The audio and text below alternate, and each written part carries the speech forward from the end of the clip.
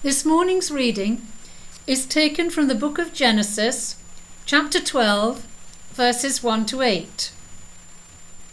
The Lord had said to Abram, "Go from your country, your people, and your father's household to the land I will show you. I will make you into a great nation, and I will bless you. I will make your name great, and you will be a blessing. I will bless those who bless you, and whoever curses you, I will curse. And all peoples on earth will be blessed through you." So Abram went, as the Lord had told him, and Lot went with him. Abram was 75 years old when he set out from Haran. He took his wife Sarai, his nephew Lot, all the possessions they had accumulated, and the people they had acquired in Haran. And they set out for the land of Canaan, and they arrived there. Abram travelled through the land as far as the site of the great tree of Moreh at Shechem. At that time, the Canaanites were in the land. The Lord appeared to Abram and said, "To your offspring I will give this land." So he built an altar there to the Lord who had appeared to him. From there he went on toward the hills east of Bethel and pitched his tent, with Bethel on the west and Ai on the east. There he built an altar to the Lord and called on the name of the Lord. Good morning. I wonder how you feel about risk. Most of us have some sort of feeling towards it. Some of us would prefer a risk-free life. And if I had to think of sort of the archetypal figure for that, it would be someone like Rapunzel. She spends her whole life in a tower. Her mum has told her, "It's scary out there, just stay inside." And she wants to just minimise the risk in her life, minimise the worry of what else might happen. Now, while none of us live in a tower, I'm pretty sure it might resonate that with you, that idea, that we don't take risks, that we avoid that. Perhaps that we've been burned by risk before, and perhaps you feel this is a little bit of who you are. We might therefore be risk averse. For others of us, we're at the other end of the spectrum. If a day has no risk in it, it's a boring day. This is an image that you can see here of Ken Block, who's a rally driver jumping his car in San Francisco. And he writes, "If it doesn't look dangerous, it doesn't get attention." In other words, he's driven by that idea of risk. He wants to push the boundaries. And perhaps some of us are a bit like that too. We thrive on a bit of danger. So if you look at the scale at the bottom of the screen now, whereabouts would you put yourself? Do you prefer a risk-free life? Or are you more preferring a risk-fueled life? The series we're beginning today is entitled Risk-Taking for God. Not for the sake of it, not because it's fun, not because we're a bit bored, but for God, because we respond to his call, and he's calling us to do something that involves risk. So what then is the risk? What is risk at all? The dictionary defines it as exposure to the chance of injury or loss, hazard or danger. It's the potential that things go wrong in a way that we or someone else that we love might be harmed. But you might say, surely God doesn't want us to put ourselves in risk then. And if he were to ask us to do something risky, surely he would do something to make sure that we never actually get harmed. I've heard people say things like, if God called us to do this, there will be no safer place to be. There is no safer place than in the centre of God's will. He will surely not let any harm come to you. And while these sound as if they make sense, the problem is that as soon as someone gets hurt, as soon as something goes wrong, as soon as anyone gets sick or gets injured, it bounces us back to that question of, did God really call us? Surely if he'd called us, it wouldn't have gone wrong. Surely if he'd called us, if we'd heard right, we wouldn't be in this situation. This, though, is clearly bad theology. For the apostles last week, we know, were following God's direction and went out to make disciples, and yet nearly all of them suffered in some way. Sometimes the thing God calls us to, his purposes and plans, are more important than our discomfort. It is all very well, perhaps, to say with the early church father Tertullian, the blood of the martyrs is the seed of the church. And that sounds okay if it's not my blood. Nevertheless, there are sometimes times of suffering that are perhaps unavoidable in helping people come to faith and transforming the world. So specifically then, what are those fears that prevent us from taking risks for God? Well, you might worry about your physical safety. Will we or our families be hurt? We might be fearful what other people will think of us. We might feel we're not good enough, or don't know enough, or there's someone better who could be used instead of us. Why would God use me? And we might worry, have we heard him right? What if we're wrong? All of these can paralyse us and stop us from moving forwards and doing what God wants. And I know for myself that this is an ongoing battle, and I need to keep pushing back and refusing to be dominated by fear. So I ask myself, what about these fears? Some of them are not real. Some of them are in my head. If I have to pray for someone, it's very, very unlikely they're going to murder me. It's possible that they might be rude to me, but really I can deal with that. The fear that I sense is not in proportion to the reality. Some other fears, though, are real. Friends of ours were called by God to be missionaries in Pakistan. There is a real danger there where evangelizing people can mean that you would be put to death. And so we need to be honest with ourselves. Which fears are in our heads and we just need to pray through and walk away and just walk from, and to continue what God asks us to do? And which fears are real, that we pray through and be honest, and we perhaps taking a risk could mean losing your job. Perhaps it could mean we offend. Perhaps it could mean something else. But once we've thought and prayed and said, God, lessen these fears in me, we then need to go back to God and say, God, are you still telling me I need to do this anyway? Or not? And to hear him clearly in that moment after we have asked for our fears to be removed. I'm sure that Abraham felt a mixture of all these sorts of fears as he headed away from his family home.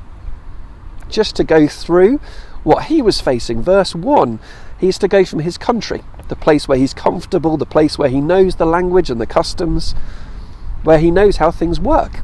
He's to go from his kindred, from his extended family, from those who would look out for his interests. He's to go away from his family home, his father's house, from the place of safety, the place where you have what you need. He left home long before his father died, and it seems that he never went back. This would have been a huge deal in that country, even though he had siblings that may well have looked after his father.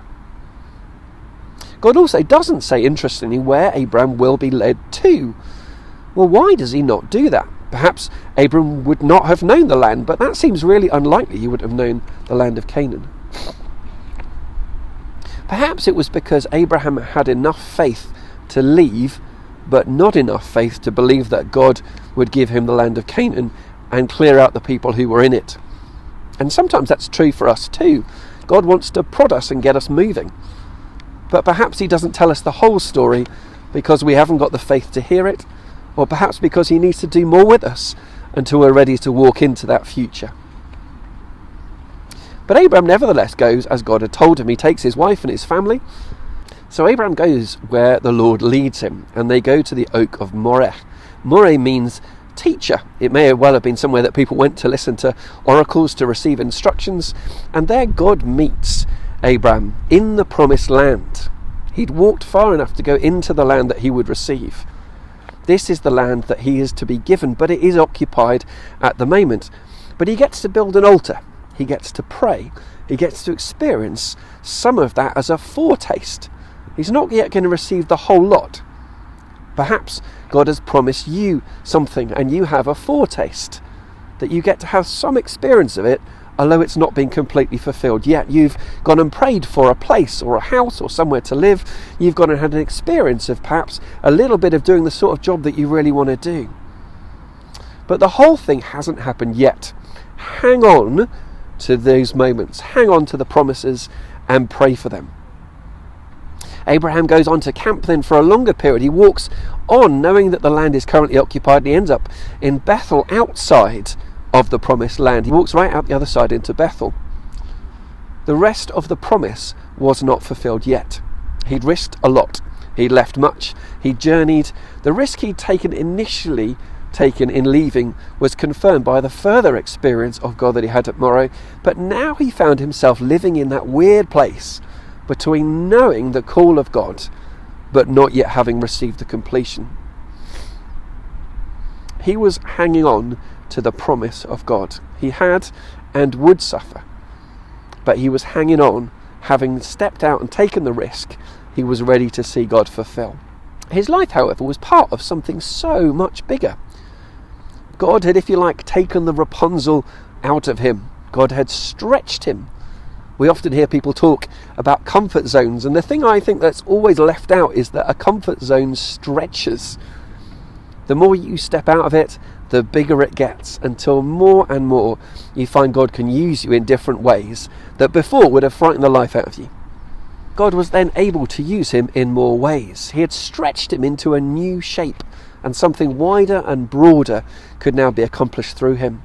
Something God saw possible before the stretching is now possible.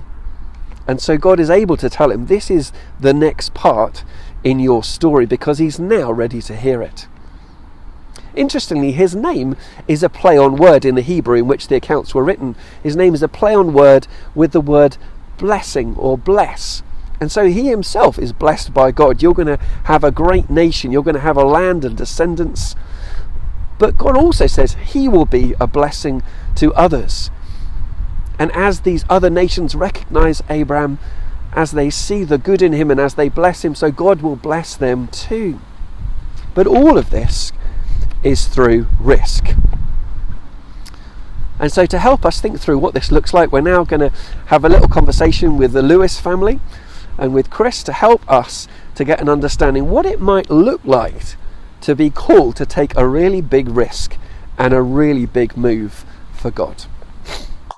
Chris and Corinne Lewis with two children, Josh and Abigail, and a new puppy, Marla. And we actually came back from Nigeria last summer, and so joined St. Francis at that time. Wow, well, great, really good to going to hear a bit about your story. And I just wondered what it was like when you first felt called, because we're thinking a bit about Abraham and how he was called, and I wondered how that kind of nudge happened for you.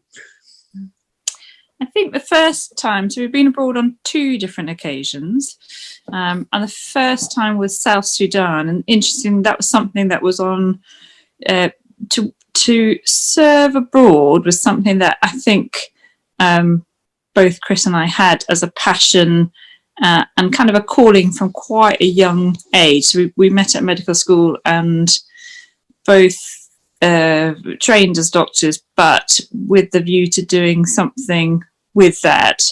And I think a passion for the poorest of the poor, people who didn't have access to healthcare, was what was sort of something that brought us together as a couple, but equally we were looking for the right opportunity to do that. And I always remember sort of that image of to whom much has been given, much is expected, that Bible verse. And I think we felt very privileged to have the medical training that we did and to do something more with it. So in 2004, Chris and I had both reached a stage in our careers where we could potentially sort of step off the career ladder. We had enough experience to be useful and not too much experience to be fixed in our ways and difficult to move. And so that sort of tied up for both of us. I had done basic ophthalmology training and Chris had finished his GP training. So it was a window that we both saw as an opportunity where we could do that. And we were praying about it for some time, trying to find the right organization and then with that the right place. So I think we chose Medair. I don't know if you want to say that. So we originally we applied to Medair, which was a Christian non-governmental organisation, a charity, a health organisation. And actually we applied to them, did the selection, and ended up finding out that they were going to post us in South Sudan, which was this sort of country which we hadn't heard a lot about, but the country sort of just coming out of quite a long, protracted conflict. And actually, we then found out South Sudan's got loads of links with Salisbury, including St Francis and the Salisbury link. And so it was really exciting. The sort of things did come together, and then we were sort of preparing to make the move. And it was an interesting time because we sort of thought, having thought we were quite compatible, suddenly realised that Chris wanted to be in the middle of nowhere with nothing, and I was quite dependent on electricity to do eye surgery and things like that. So it was quite an interesting time finding the right place, and I think there was quite a bit of prayer trying to find the right organisation and an organisation that would take both of us with interestingly a slightly different skill set. Yeah. And Meadow were brilliant because there was a lot of eye problems in South Sudan, and I remember on our selection weekend in Switzerland kind of going, I don't really know, I can't really see how I'm going to be able to do what I think I need to do. And God saying, well, if I tell you to do this, you should just, if you go and sweep floors and that's what you're going to do, that's what you're going to do. So I kind of went, and it was an amazing opportunity because we actually spent 4 years in South Sudan in the end, and the first sort of 2 years were with Medair, and it was emergency response and outbreaks and things like that. But when we went on an outbreak, I was sorting out eyes.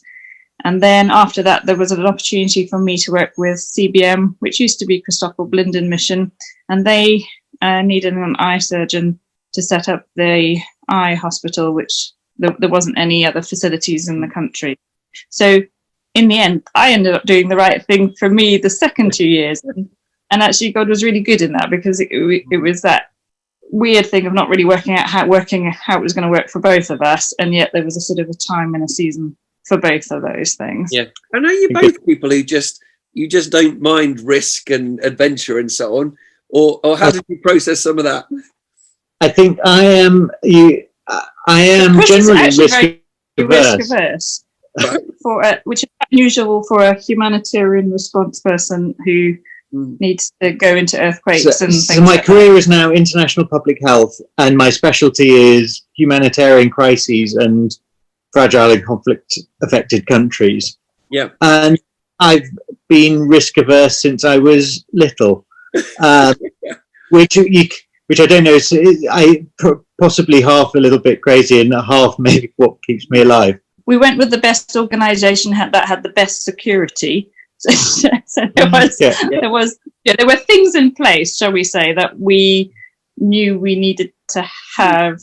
We needed to be confident in that if we had got a problem, they would get out, and that they had good systems in place. Yeah.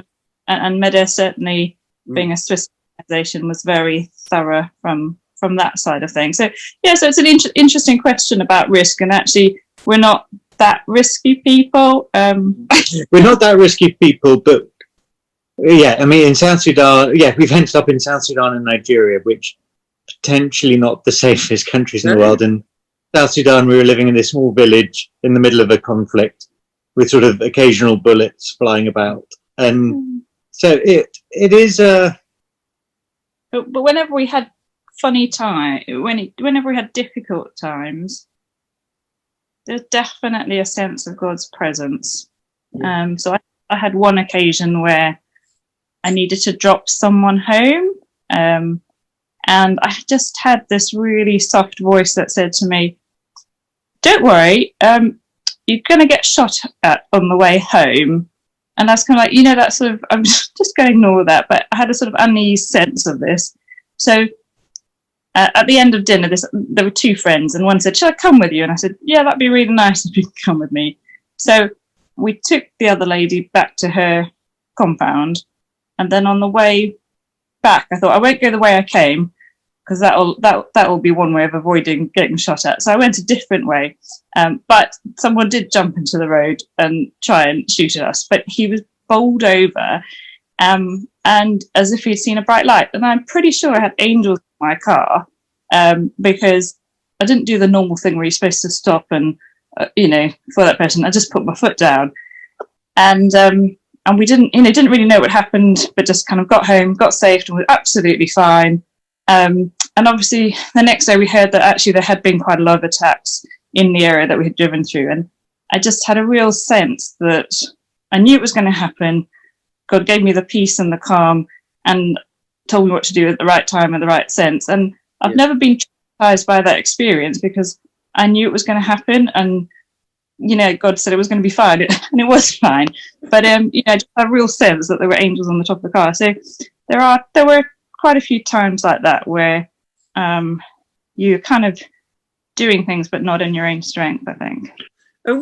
I don't know if you'd have any advice. What would you say? Because I know that a lot of people who live their Christian life, they struggle with this idea about stepping out and doing things that they're not quite comfortable with. And I don't know if you have any advice how you've processed some of that, and advice that you might give other people, because we're not all necessarily going to get sent out places like you've been. But what would your advice be?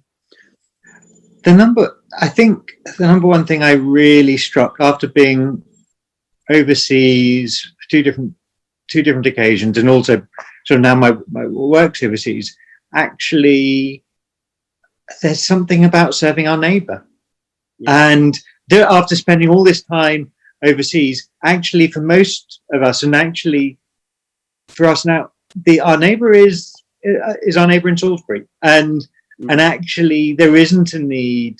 We don't need to look to, if we want to serve, we don't need to go overseas. There's this thing about being overseas gives us opportunities, and we spend so much time sort of talking about our mission and our sort of, and actually it really, it's for the majority of us, it shouldn't be overseas, because actually the neighbour that we have most contact with and we are most practically able to serve are the people here, the people that are around us, the people, the poor and vulnerable that are in the area that we're living in. I think that really struck me about the fact that, so ironically, after sort of going overseas, what did strike me is the importance of a community serving its neighbour that's there. Do you recognise how you've been sort of stretched or changed them through all this? Yeah, definitely. I was just thinking about the time when I did move across to work for CBM, and but I got very frustrated because there was an eye clinic, but it didn't have any electricity, and we didn't have any running water, and we didn't have a generator, and we didn't have any drugs. And I really railed at God, and I just went, what am I doing here? I really am here with my torch. I have very little more to offer. People couldn't even buy drugs in the pharmacy, so you couldn't say this is the drug you need to get. So it was really basic, and I was kind of like, we've come all this way, and we're kind of doing, and I've done all this training, and what is the point if I can't actually do what I'm supposed to be doing here? So that was kind of like a really low point for us, well, for me, but kind of, as a couple, kind of like, what are we doing here? But it was an amazing lesson, because I still think back to that, and I still remember God saying it really wasn't about the doing, it was about the being. And I just asked you to come, and that's all you needed to do. You didn't have to do anything else. And I was like, but I'm here to do things. I'm here to help. I'm here to serve. I'm here to do things. I'm here to make a difference. And I was at the point where I really couldn't do very much at all. And it was just that kind of welcome for God that said, I was just really glad you came. That's actually all I asked of you. Even though I couldn't write in my report back to CBM how many surgeries I had done and how many people I had treated. And so I think for me, it always comes back to the actual thing that God just asks us to be obedient. And he doesn't set the goals like we set for ourselves, and he doesn't ask us to do, he just asks us to be. And I there's times when I still have to keep learning that lesson, but it was a really good one to remind me that actually when just God calls you to something, it's not always the doing that he's called to. You just sometimes asked to be the being. Well, thank you so much for your insights. That's been really, really helpful, and I'm sure it'll help us all as a church to be kind of thinking about our own stepping out and our own taking risks and our own seeing what God's going to lead us into. So thank you so much. Most of us, we won't be asked to move in that sort of way. We might be, but it's far more likely that God will ask us to make smaller changes. Perhaps he wants to move you out of a job, perhaps out of an area, perhaps out of a ministry, perhaps out of something else, and then call you into something different, having stretched you, having grown you on the way. So do take a look at these questions and maybe ask God, what am I being called to? What am I being prepared for? What are the risks that he would challenge me to step out in?